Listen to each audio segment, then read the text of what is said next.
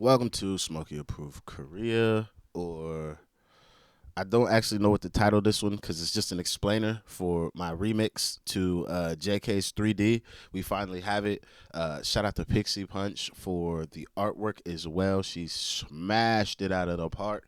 Shout out to everybody that's been waiting on this as well. I know I've taken my sweet ass time with it, but I needed to get it done correctly. One, and then two, this Scottish weather has not played ball once. So I've not been able to go shoot a video. So the best I could do is I'm going to make a like reactive motion moving type of like image from the cover that Pixie has provided me. But I've never done that before, so it's going to take me a little bit of time and I have something to do today, so I will drop the explainer and then the visualizer with the motion picture tomorrow is how this will go.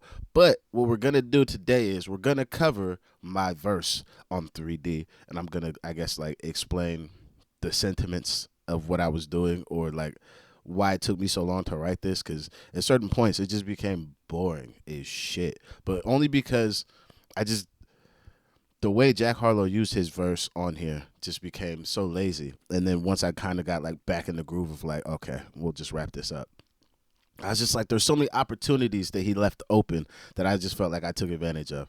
So, yeah, this is my 3D remix. We're not gonna play the whole thing. We're just gonna play from my part. So we're gonna skip all this. You can't see all the things I'm skipping right now because like I'm just over the screen.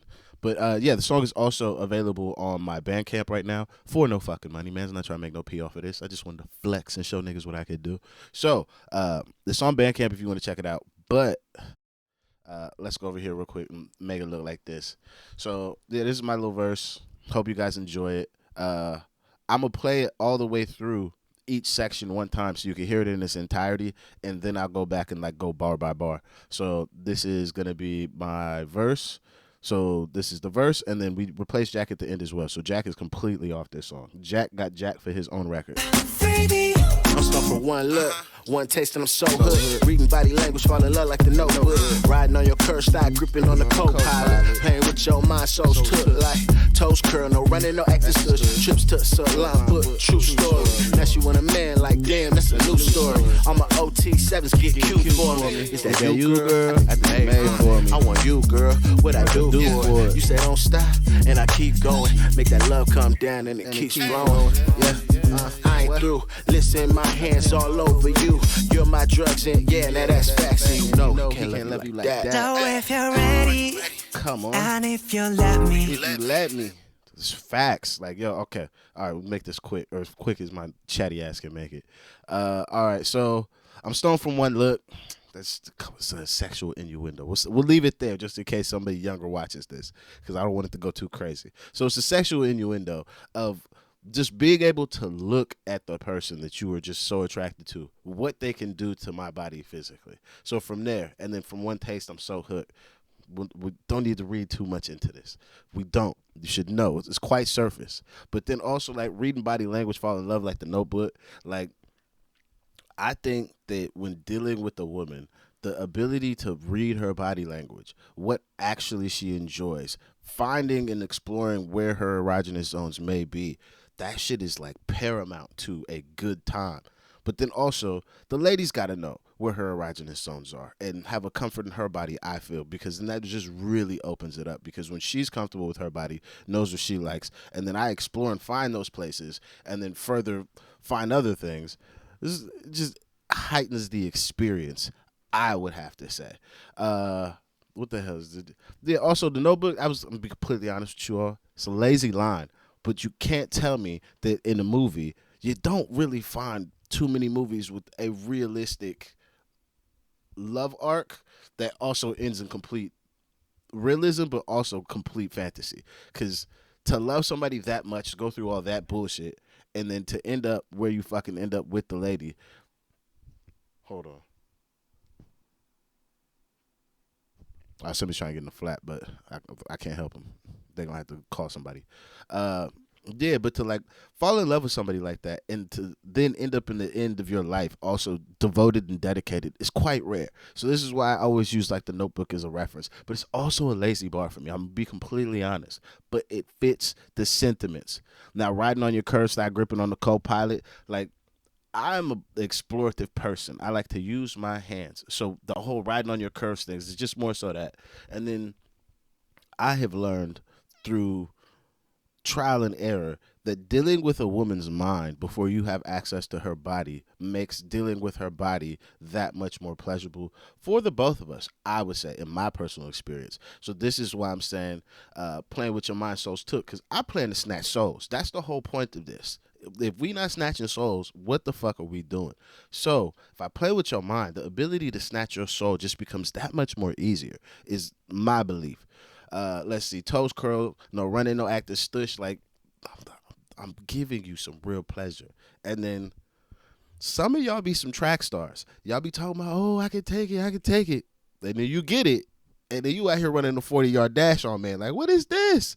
So no running, no acting stush. And if you don't know what stush is, it's kind of like stuck up or something. It's kind of like not bougie in the way of like she likes expensive things, just like she thinks she's better than everybody or she thinks she's too good. So like don't be acting stush when we come over here doing what we plan on be doing. And then also trips to salon, but true story. Like man's gonna have to pay for your hair. Man's gonna have to purchase new things after this. If you look how I want you to, when we go do the thing, I'm fucking your hair up. I'm fucking your makeup up. There are certain outfits that if the woman wears them, I always instruct them to buy two, because I just don't know how to act sometimes. So that motherfucker might get ripped. I remember Shorty had a corset once, and I bent the ribbing in the corset and just completely fucked it because I don't know what I was doing, but it was destroyed after. And that is where I begin to realize that y'all should just buy two of whatever if you gonna fuck with me, because I might fuck it up if I really like it. Like In the Mood for Love. If you've ever seen this movie by Wong Kar Wai, I believe is his name. If you've seen In the Mood for Love, Shorty's dresses are just so premium that you would need a factory warehouse of dresses like that, because I just don't know how to act. You wear that shit on the right day? Jesus, yo, shout out to that lady in that movie. I don't even know her name.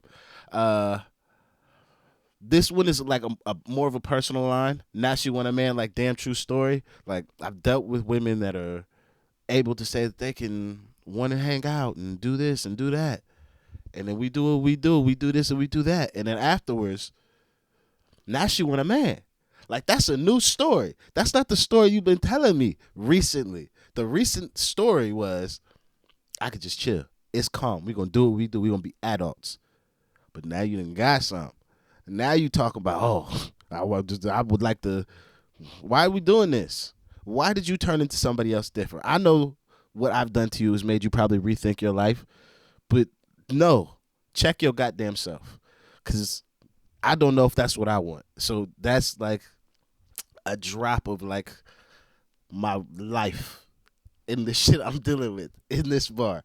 All my OT7s get Q for me. For me, this is one, how I got up through the ABG bar. Because the ABG bar at this point in the verse was just like, what am I going to fucking say here? Because I'm black. So I feel like technically I can say it. But then also to pay respect to folks that I have no fucking cultural understanding or context to. Why the fuck am I saying ABG? So then I was just like, nah, bun that. And I was like, I don't want to do that. And then I was like, well, what else can I say? And then I was like, oh, 1-7. That's the gang. That's the mandem. We could for sure say that. Because when I first got into the whole BTS thing, you guys were whole like you can have your biases, you can have your favorites, but like, it's the gang as a whole. We are here for all 7 of them niggas, not just one. And I was like, all right, I fuck with this. So me saying this is like a shout out to the way that you guys have kind of like instructed me in how we're supposed to represent this BTS shit. But then also, there's a lot of OT7s. I've seen y'all. God damn it. There's some of y'all out here. And I got to be an adult. And I'm also not like a public figure, but like, this shit's not like a dating app. So like, men need to be professional. But like, you OT7s, if y'all get cute, Jesus Christ, I don't. It'd be like a Wassa video sometimes. I'd be like, that can't be Shorty's avatar. Just respond back to the comment. Don't even say nothing crazy. But God damn it. God damn it. Now, this next section is how I was flipping that 1, 2, 3, 4 shit that he was doing. Because it was just not good to me. I just thought it was shit. So I just felt like I should just extend the concept of the OT7 bars. So it's just like, is that you, girl? I think you made for me. I want you, girl. What I do for it? Because like, if I really want you, especially men, I would say, if we really want you, ain't the lengths a nigga will go to, what I'll do for it is unobtainium. Google it. That's what a nigga will do for it if he really like you. This is also me leaning into the will you or won't you or can I aspect of it. So like, you tell me don't stop and I keep going. Like, I'm gonna keep going, because the thing I hear quite frequently from women is y'all be like, like I be telling them don't stop, and that's when niggas stop, or like that's when we start like changing the stroke up, and it's like, oh, okay, don't stop. I'm gonna give you exactly what you asking for. That's that for me at least. And then what's that? You make my love come down. Oh, I didn't understand what she meant when I was a child. I understand now. I don't even think that's what's it called. Is it a lady or is it a little boy group singing that with a high tone? I can't fucking remember. But the sentiment of that bar is what I was thinking at the time when I wrote this. And then I was like, and it keep flowing. Like, this shit gonna keep coming over and over and over. And then he does that, like there's a break after this last bar. And then it's like, and I ain't through. Meaning, not only am I not through in the verse, but I'm not through with your ass. Whoever the metaphorical woman is I'm talking about in this verse. And then my lips and hands all over you. You my drugs, yeah, and that's facts. And you know he can't love you like that. That's just more so me just being facetious, having a good time, flexing. I enjoyed it. By the time I got to this part of the verse, I was like, it's so easy to flip the rhyme structure, but like the sentiments of how I need to continue the verse is where I really enjoyed. Probably these are my favorite sections of the verse. Like everything from all my OT7s to the you know you can't love you like that. That's my favorite part of the verse. Favorite part of the verse. Now let's move on to the rest of this. See it in motion. I wanna see it. So this end of the song, this is probably the most technical part of Jack's verse to me, if somebody had to rewrite it.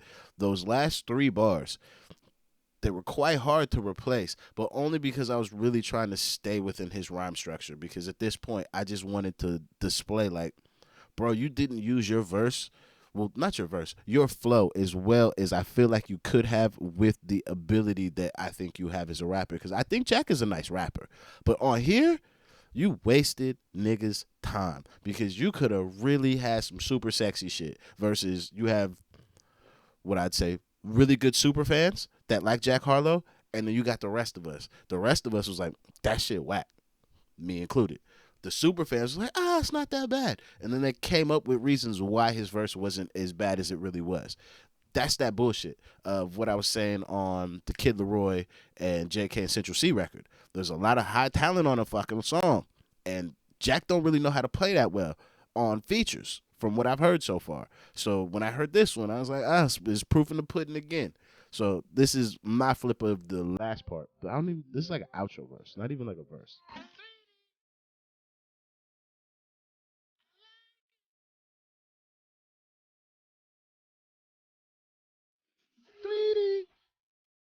I used to hair in your hips like a handle. Let off shots. Oh, hold on, I got Willie. I'm sorry, I forgot what I was gonna do.